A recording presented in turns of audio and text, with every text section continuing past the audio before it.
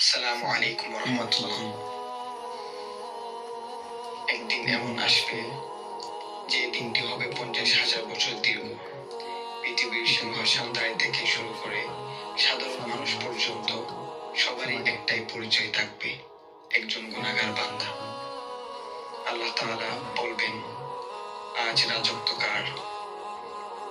চারপাশে কেউ কোনো শব্দ করবে না, সকল মাথা নিচু, ভয়, ঘাম, অনুষ্ঠানে সবার অবস্থা এক। আল্লাহ নিজেই বলবেন, আজ রাজত্ব একমাত্র আমার, একমাত্র আল কাহ্হার আল্লাহর। সূর্যকে এত কাছে আনা হবে যে তার দূরত্ব থাকবে মাথার একেবারে উপরে, মাত্র 1 মাইল।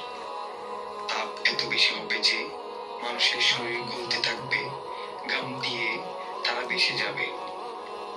কারো ঘাম হবে পায়ের গোড়ালি পর্যন্ত, কারো কোমর পর্যন্ত, কেউ ডুবে যাবে নিজের ঘামে। আপনার আমলনামা হাতে তুলে দেওয়া হবে।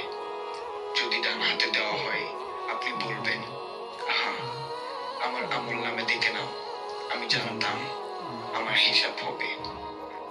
আর যদি বাম হাতে আসে, তখন আপনি বলবেন, হায়, যদি এটা আমাকে না দেওয়া হতো, বরং মরে গেলে ভালো করতাম।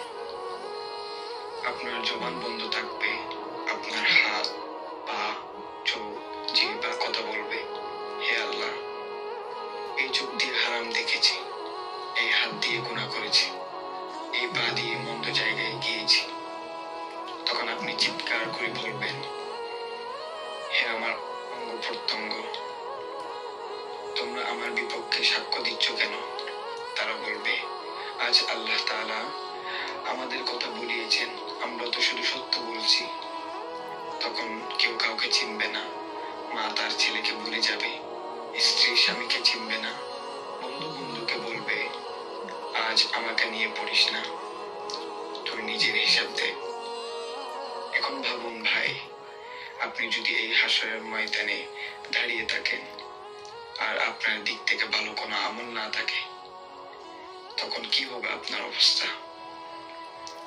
এখনো সময় আছে, নামাজে ফিরুন, কোরআন পড়ুন, গুনাহ থেকে ফিরে আসুন, তাওবা করুন, কারণ হাসরের ময়দানে কাউকে ছাড় দিবে না।